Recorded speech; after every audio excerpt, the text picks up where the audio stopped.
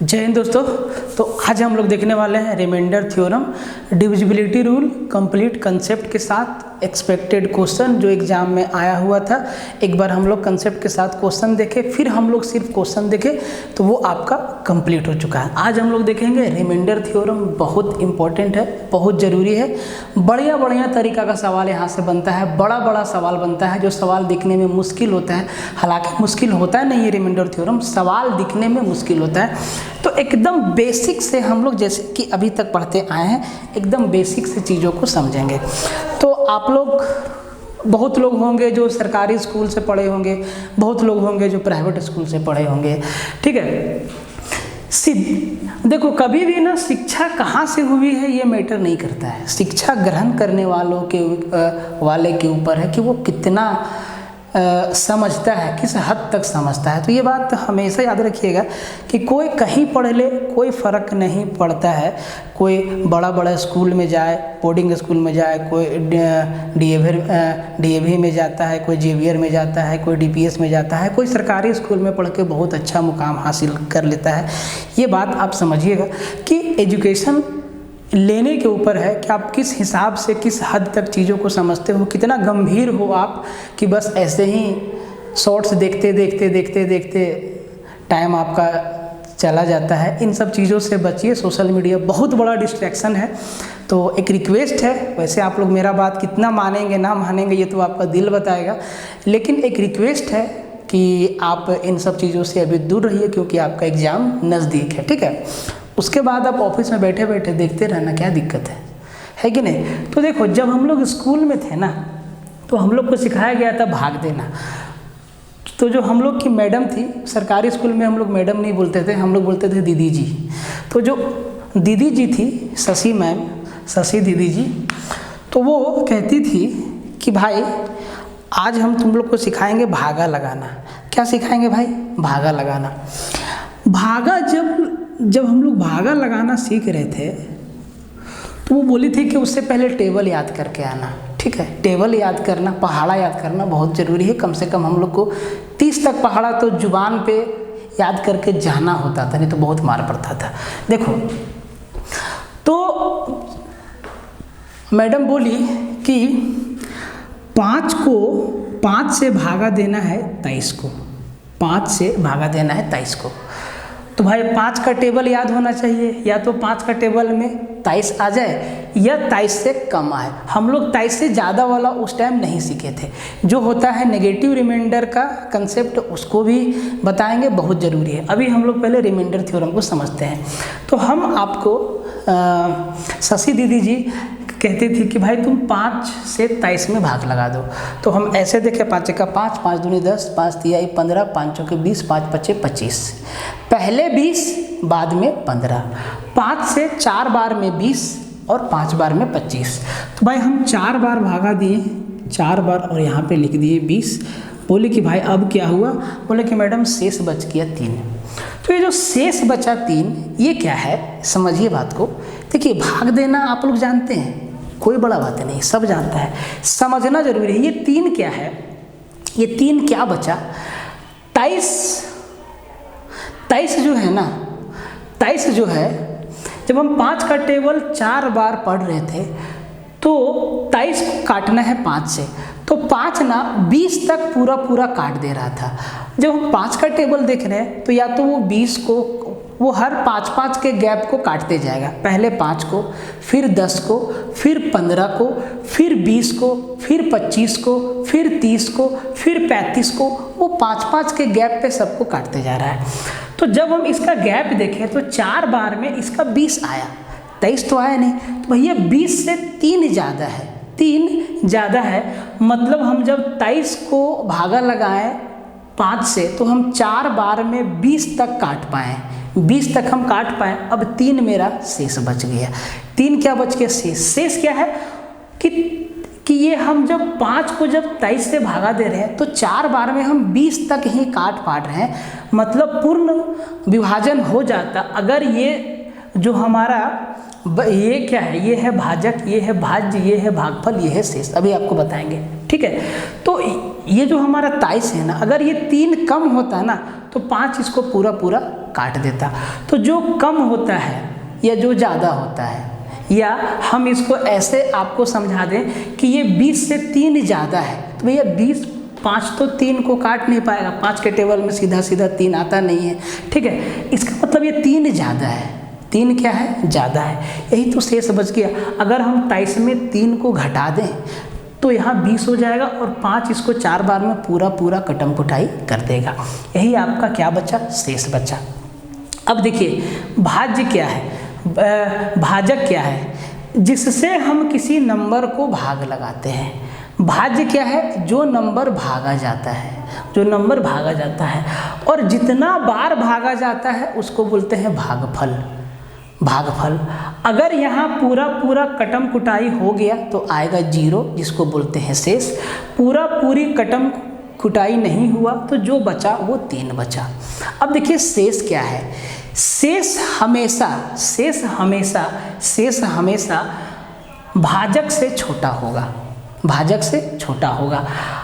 5 अगर हम किसी भी नंबर को 5 से भागा दे रहे हैं तो शेष हमेशा 5 से कम होगा, 5 से कम होगा। अगर पूरी तरीक़ा से भागा नहीं जाता है तो शेष या तो 4 बचेगा, या तो 3 बचेगा, या तो 2 बचेगा, या तो 1 बचेगा। अगर शेष 0 आता है मतलब पूरा पूरा पूर्ण विभाजन, कंप्लीट डिवीजन हो जाता है। आप कहेंगे सर यहाँ तो अगर हम यहाँ पे पॉइंट लगा दें तो ये तो कट जाएगा, भाई पॉइंट पे नहीं जाना है, ठीक है। पूर्ण विभाजन हो जाता। जब हम दशमलव लगाते हैं ना तो वो पूर्ण विभाजन नहीं है, ठीक है। तो आप एक चीज़ सीखिए कि जो भाजक और शेष में क्या संबंध है। भाजक से शेष हमेशा छोटा रहेगा। अगर हम किसी भी नंबर को 5 से भागा देंगे तो कभी भी शेष ना तो 5 बचेगा, ना तो 5 से कोई बड़ा बचेगा। 5 बचेगा या 5 से बड़ा बचेगा तो एक बार और भागा जाएगा, एक बार और भागा जाएगा। तो शेष कभी भी, पहला चीज़ हम आपको क्या सिखाएं कि शेष कभी भी भाजक से बड़ा नहीं होगा, शेष हमेशा भाजक से छोटा होगा। 5 क्या है, भाजक है। अगर हम किसी भी नंबर को 5 से भागा देंगे तो शेष हमेशा, अगर शेष बचता है तो ये शेष बचने का संभावना क्या है, तो शेष या तो 4 बचेगा, या तो 3 बचेगा, या तो 2 बचेगा, या तो 1 बचेगा, यही चीज़ शेष बचेगा। तो भाजक हमेशा शेष से छोटा होता है, ठीक है। बताएंगे अभी आपको, एक एक चीज़ लिखवाएंगे।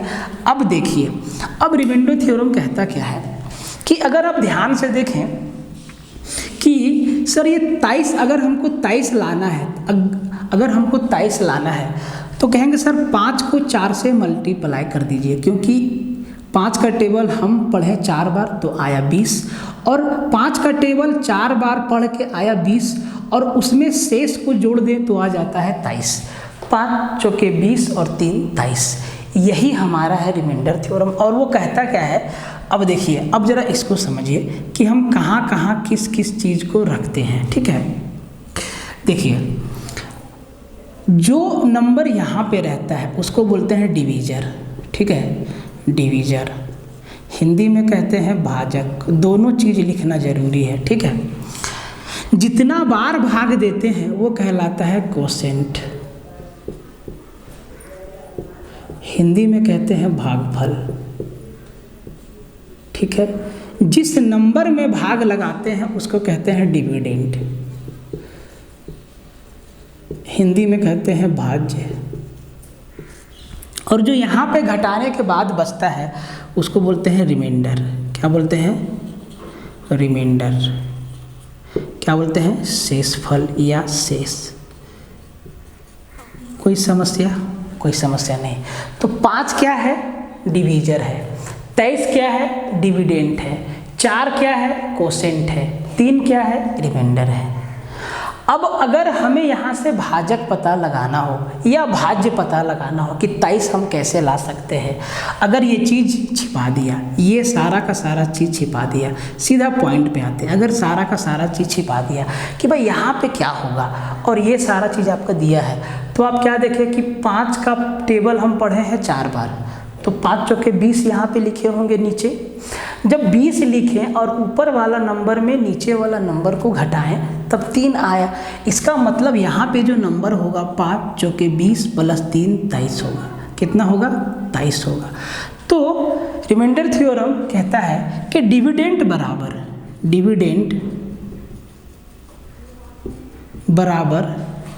Divisor into quotient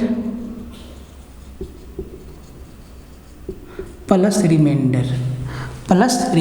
reminder theorem से बहुत वैरायटी का सवाल आता है, ठीक है। इसको समझेंगे, स्टेप बाय स्टेप चीज़ों को पूरा आपके दिमाग में उतार देंगे। जैसे डिविजिबिलिटी रूल और भी चैप्टर हम आपको समझाएं उसी तरीक़ा से पूरा उतार देंगे दिमाग में, ठीक है। तो इसका हिंदी भी लिखना जरूरी है। डिविडेंड भाज्य बराबर भाजक गुना भागफल प्लस शेषफल। इतना सा चीज़ आप समझ लीजिए। यही आपका क्या है? रिमाइंडर थ्योरम है। इतना सा चीज़ आप इसको समझ लीजिए, ठीक है। भाज्य बराबर भाजक गुना भागफल प्लस शेष। Dividend equal to divisor into quotient plus remainder, ठीक है। इतना सा चीज़ आपको याद रखना है। अब ये तो आप समझ गए कि भैया यहाँ पे डिविजर होता है, यहाँ पे डिविडेंड होता है, यहाँ पे कोसेंट होता है और यहाँ पे रिमाइंडर होता है। सरकारी स्कूल में दीदी जी बताई है ना? बताई है, ठीक है। कोई भी स्कूल हो यार, कोई भी स्कूल हो, कोई दिक्कत नहीं है। शिक्षक जो है निर्माता होता है, ठीक है। वो कोशिश करते हैं कि आप पढ़िए, वो आपका हमेशा भला चाहते हैं। लेकिन क्या है कि हम ही लोग भटक जाते हैं, पढ़ना नहीं चाहते हैं। पढ़ाई वाकई में थोड़ा मुश्किल है, बोरिंग तो है, ठीक है। बैठ के पढ़ना मुश्किल लगता है, बोझ लगता है। लेकिन अगर इस बोझ को आप सह लिए, अगर आप इस बोझ से नहीं घबराए, तब फिर कोई भी बोझ आपके कंधा पे नहीं आएगा। अगर आप इस बोझ को सहन कर लिए तब, ठीक है। इसीलिए बढ़िया से पढ़िए। तो ये चीज़ आपको समझ में आ गया। Dividend equal to divisor into quotient plus remainder. ज़्यादा टाइम नहीं लेंगे, सबको पता है ये चीज़। तो पहला पॉइंट आपका ये था। दूसरा चीज़ हम आपको क्या बताएं कि जब हम किसी भी नंबर में भाग लगाते हैं तो रिमाइंडर जो होता है वो हमेशा डिविजर से छोटा आएगा। ठीक है। जैसे कि हम आपको क्या बोले कि हम 5 को भागा दिए 23 से, ठीक है। तो भैया 5 चौके 20 कट गया, क्या आया? रिमाइंडर 3। हम 5 को भागा दिए 24 में, तो 5 चौके 20 कितना आया? रिमाइंडर 4। आप भागा दे के देख लेना। हम 5 से भाग लगाएं 22 को, ठीक है। 5 चौके 20, बस ये समझाने के लिए कितना आया? रिमाइंडर 2। हम 5 से भागा लगाएं 31 में, 5 छके 30, कितना आया? रिमाइंडर 1। आप किसी भी नंबर में भागा लगा दीजिए। हम 5 से भागा लगाएं 78 में, तो 5 से 14 बार में 70, कितना आया? 75। 15 बार में दे देखिए, हम तो एक ही बार में भाग दे रहे हैं, लेकिन हम लोग स्कूल में क्या सीखे हैं? पहला अंक को पहले देखेंगे। पहला अंक 7 है, अगर ये डिविजर से बड़ा है तब तो पहला अंक को भागा देंगे। अगर ये डिविजर से छोटा है तो हम दोनों अंक को एक साथ भागा देंगे। जैसे कि यहाँ पे हम पहले सोचते कि हम पहले 5 को 2 से भाग लगा दें, हम पहले 5 से 2 को भाग लगा दें, लेकिन 2 जो है 5 से छोटा है, तो फिर हम अगला अंक को लिए, ठीक है। तो हम यहाँ पढ़ेंगे 5 एक ये 5, पूरा बच्चा ऐसा समझा देते हैं। यहाँ बचा 2, ऊपर वाला को उतारेंगे 8, 28 और 5 बचे 25, कितना बचा? शेष 3 बचा, ठीक है। तो जब हम किसी भी नंबर को, ये सारी संख्याएं के लिए बात लागू है, ठीक है, कि हम जब आप इसको ऐसे समझिए कि कोई भी डिवीजर होगा, रिमाइंडर हमेशा डिवीजर से छोटा आएगा। याद रखिए, रिमाइंडर हमेशा डिवीजर से छोटा आएगा। हम कोई भी नंबर को 5 से भाग लगा दें, हम कोई भी नंबर को 5 से भाग लगा दें, रिमाइंडर हमेशा डिवीजर से छोटा आएगा, रिमाइंडर हमेशा डिवीजर से छोटा आएगा। तो देखिए, कई बार आपसे अगर यही चीज़ पूछ लेगा कि अगर हम कोई भी नंबर को 5 से भागा देते हैं तो शेषफल आने का क्या संभावना है, क्या शेषफल आ सकता है। तो अगर हम कोई भी नंबर को 5 से भागा देंगे तो जो शेषफल होगा वो 5 से कम होगा, 5 से कम होगा, और शेषफल 0 नहीं होगा, क्योंकि जब 0 होगा तो पूर्ण विभाजन हो जाएगा। ठीक है, तो अगर पूर्ण विभाजन होता है तो शेषफल हमेशा 0 आएगा, नहीं तो शेषफल या तो 4 आएगा, या तो 3 आएगा, या तो 2 आएगा, या तो 1 आएगा। ये बात आपको समझ आया? ठीक है, अगर कोई भी नंबर को हम 8 से भागा देते हैं तो शेषफल 8 या 8 से बड़ा नहीं आएगा। जब 8 से बड़ा आएगा तो एक बार और भागा दे देंगे। अगर 8 आ रहा है तो एक बार और भागा जाएगा। अगर यहाँ पे 4 के जगह अगर 5 रहता तो हम एक बार और भागा देते, नहीं देते भागा, एक बार और भागा जाता। तो अगर हम कोई भी नंबर को अगर 8 से भागा दे रहे हैं तो रिमाइंडर हमेशा 8 से छोटा आएगा। अगर रिमाइंडर बचता है तो या तो 7 आएगा, या तो 6 आएगा, या तो 5 आएगा, या तो 4 आएगा, या तो 3 आएगा, या तो 2 आएगा, या तो 1 आएगा। और अगर 0 आया मतलब पूरी कटम कुटाई हो गया। ये बात आपको समझ में आया? तो इस पे बेस्ड सवाल आता है। तो पहले हम लोग सवाल को देख लेते हैं एकदम कायदे से, जो छोटा आसान सवाल आता है सीधा रिमाइंडर थ्योरम से। उसके बाद हम लोग अगले कंसेप्ट, देखिए इस सवाल को देखिए, एकदम पहला सवाल है रिमाइंडर थ्योरम से, समझना है। और सबसे बड़ी बात है कि ये सवाल ना आदिकाल से आ रहा है और अभी तक आता है, चाहे वो एसएससी हो, चाहे वो बैंक हो, चाहे वो रेलवे हो, चाहे वो कोई भी एग्जाम हो, हर एग्जाम में ये सवाल अभी तक अपना उपस्थिति दर्ज कराए हुए है। ठीक है, कहता है कि if the divisor is 7 times the quotient and 3 times the remainder and the remainder is 28 then the dividend is. यदि भाजक भागफल का 7 गुना और शेषफल का 3 गुना है तो भाज्य क्या है। एकदम बेसिक से आपको समझाते हैं। पहला सवाल है, एक एक चीज को समझिएगा। ठीक है, तो 2 रंग का मार्कर लेते हैं, एक रेड और एक ब्लैक। देखिए, सबसे पहले शशि मैडम ने हमको ऐसे बताया कि बाबू ऐसे ऐसे हम लोग भाग लगाते हैं। ठीक है, ऐसे भाग लगाते हैं। तो जो यहाँ पे है उसको बोलते हैं डिवीजर। अभी हम आपको बताएं, यहाँ वाला को बोलते हैं डिविडेंड। ठीक है, जो यहाँ है उसको बोलते हैं कोसेंट। ठीक है, और जो नीचे बचता है ना उसी को बोलते हैं रिमाइंडर। क्या बोलते हैं? रिमाइंडर बोलते हैं। हिंदी में देखो, हिंदी वाला कंफ्यूज मत होना, भाजक, भाज्य, भागफल और शेषफल। भाजक डिवीजर, मतलब डिवीजर का हिंदी भाजक, डिविडेंड भाज्य जिसको भागा लगाते हैं, भाज्य कोसेंट भागफल जितना बार भाग जाता है। ठीक है, और जो कुछ बच जाता है रिमाइंडर, उसको क्या बोलते हैं? शेषफल बोलते हैं।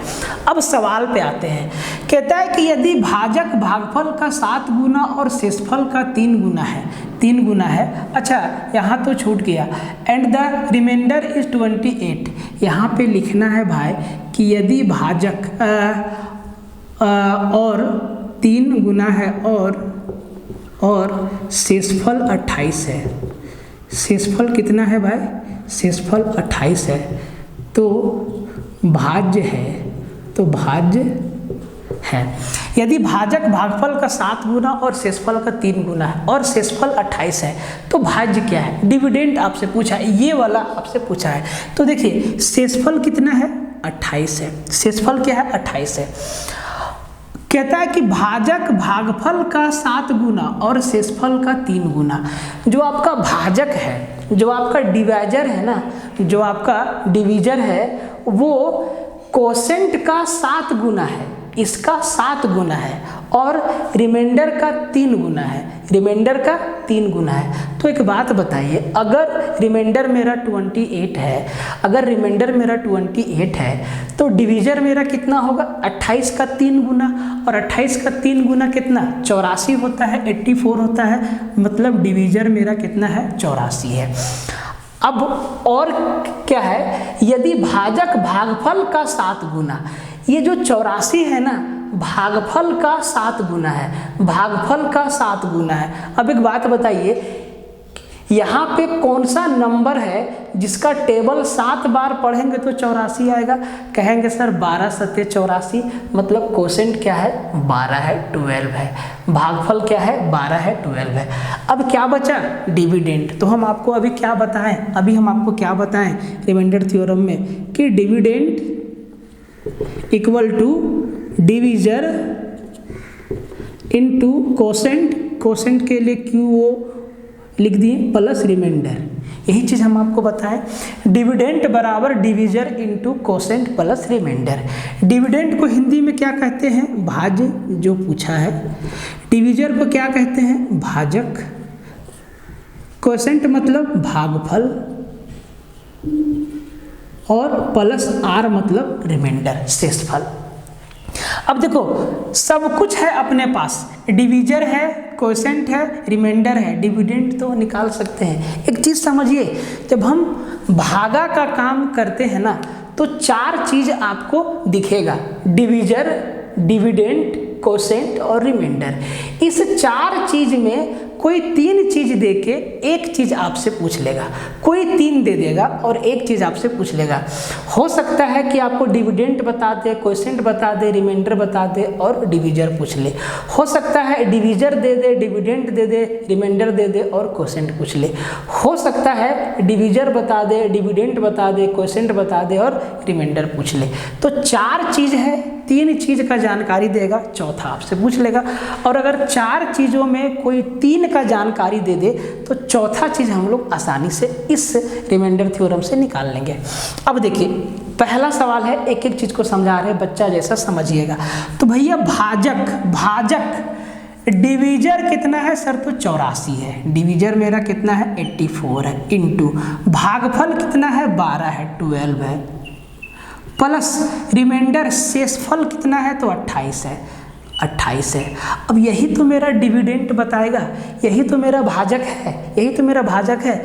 तो भैया 84 गुने 12 प्लस 28 करेंगे तो भाज्य मेरा आ जाएगा, भाज्य मेरा आ जाएगा।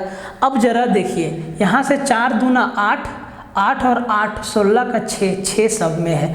अब जरा ध्यान से देखिए, यहाँ पे 84 को गुना करना है 12 से।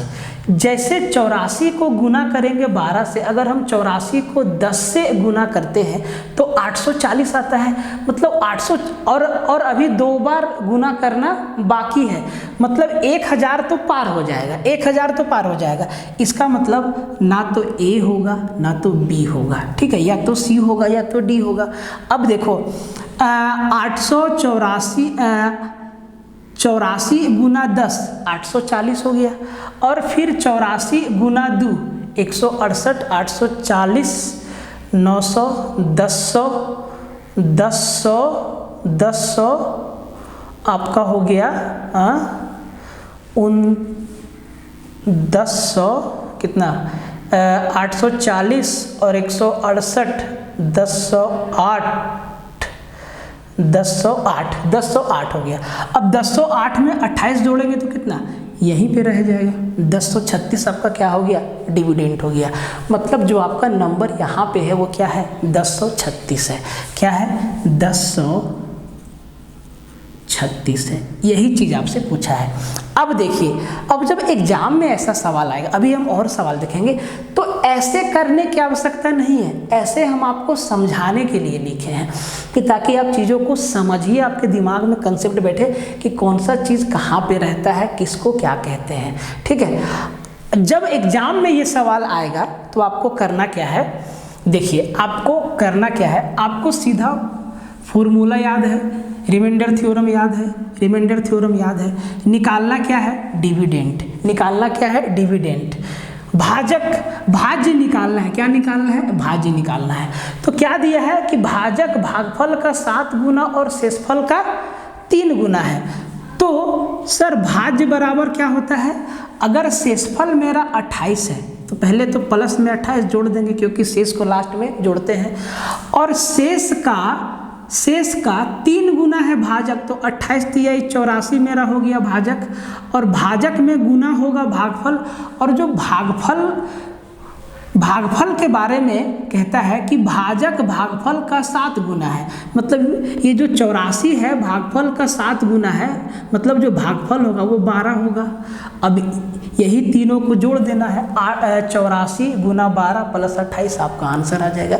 इसमें आप कहीं भी किसी भी तरीका का ट्रिक नहीं लगा सकते हैं। तो ऐसा सवाल एग्जाम में आता है, आगे भी आएगा, टीसीएस पूछ रहा है और शुरू से ये सवाल पूछा जा रहा है, तो अब भी आने का पूरा प्रबल संभावना है और अभी तक आया है। ठीक है, अभी तक आया है, आगे भी आएगा। इस सवाल को देखिए, एकदम सेम सवाल है, एग्जाम में आया हुआ है, समझिएगा। कहता है कि in a question on division the divisor is 6 times the quotient and 3 times the remainder. If the remainder is 40 then find the dividend. भाग संबंधी एक प्रश्न में भागफल का 6 गुना है और शेषफल का 3 गुना है। यदि शेष 40 है तो भाज्य ज्ञात करो। देखो भाई, एक बात याद रखना कि हम आपको दोनों लैंग्वेज में सवाल दे रहे हैं, हिंदी इंग्लिश दोनों में, और डिटेल में आपको सारी बातें समझाने का मेरा कोशिश है, प्रयास है। देखिए, हम जान नहीं दे सकते हैं, जान दे देंगे तो फिर दिक्कत हो जाएगा। ठीक है, कोशिश कर रहे हैं अपने ओर से कि आपको हम जो बोले हैं, जो आपको हम कहे हैं कि भैया दोनों भाषा में सवाल रहेगा तो रहेगा, बेसिक से उठाएंगे तो उठा रहे हैं। ठीक है, अब इस सवाल को अब हम पूरा डिटेल में नहीं जाएंगे। अब यहाँ पे भाज्य ज्ञात करना है। तो सर आपको ये चीज़ मालूम है कि डिविडेंड इक्वल टू क्या होता है? डिविडेंड इक्वल टू होता है divisor into quotient plus remainder को आर लिख दिए। ठीक है, अब ये चीज़ तो आपको मालूम है।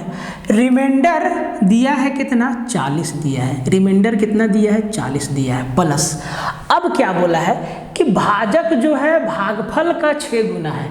तो भागफल के बारे में तो कोई जानकारी नहीं है, और शेषफल का 3 गुना है।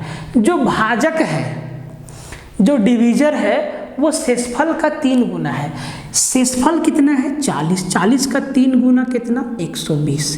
तो भैया डिवीजर मिल गया 120। अब क्वोशिएंट कितना है? भाजक भागफल का 6 गुना है। अब जो क्वोशिएंट है ना, यहाँ पे जो क्वोशिएंट है ना, इसका 6 गुना है आपका भाजक। तो एक बात बताइए, कौन सा नंबर में 6 से गुना करेंगे कि 120 आ जाएगा? 120 आ जाएगा, या 120 को सीधा 6 से भागा दे दीजिए तो कितना आ जाएगा? 20 आ जाएगा।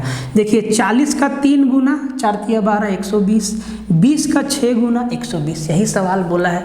अब सर ये हो जाएगा 12 दूना 2400 और 40 2440, मतलब 2440 हमारा क्या है? डिविडेंड है, और यही हमारा क्या हो गया? आंसर हो गया। इतना सिंपल सवाल एग्जाम में पूछा जाता है। तो इस टाइप का सवाल आप लोग बना लेंगे, एकदम आसान होता है और बनाना भी चाहिए। ठीक है, एकदम आसान।